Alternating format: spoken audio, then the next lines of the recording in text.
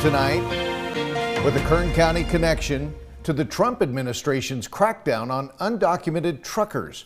Now, 7-year-old Delilah Coleman of Bakersfield was severely injured when a big rig slammed into the car she was riding in back in 2024. The driver of that rig was an undocumented immigrant. 17's Vincent DeMonte met with the Colemans today and shares what the family is pushing for after the incident and the attention they are getting from the U.S. government. Prior to her accident, she was just a normal kid. You know, she walked, she talked, she hit all her milestones. Marcus Coleman and his family of 8's lives were changed June 2024 when a commercial semi-truck slammed into a car carrying then 5-year-old Delilah. The young girl received severe head trauma and was in a coma for 3 months. Today, that accident has left Delilah mentally handicapped. I want to say 4 different times that they told us that she wasn't going to make it. You know, so we were literally on the verge of losing her. We're just taking it day at a time.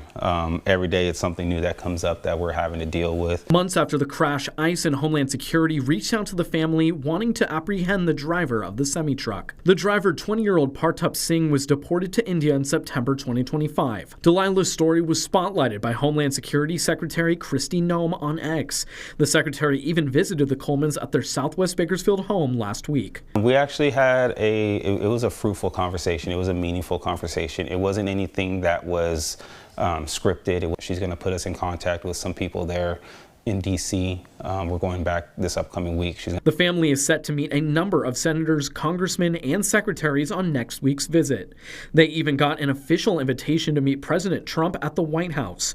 The family has taken several trips to the nation's capital, but Marcus says he's advocating for a number of legislative measures, mainly an updated commercial driver's license process. What that'll do is, the only way you can get that is, one, being a legal citizen. That's the only way you can get that, and you would have to undergo a background check. Marcus hopes that people can look past the partisan nature of immigration and come to a consensus to help families like his. When a vehicle accident happens, the truck doesn't care if you're a Republican or you're a Democrat or you're 18 years old or you're 9 years old. None of that matters at that point. It doesn't matter what side of the field you're playing on. It's going to happen, and it has happened. It's continuing to happen. The QR code on your screen will take you to Delilah's GoFundMe. The funds will help the family afford more trips to D.C. to speak with legislators.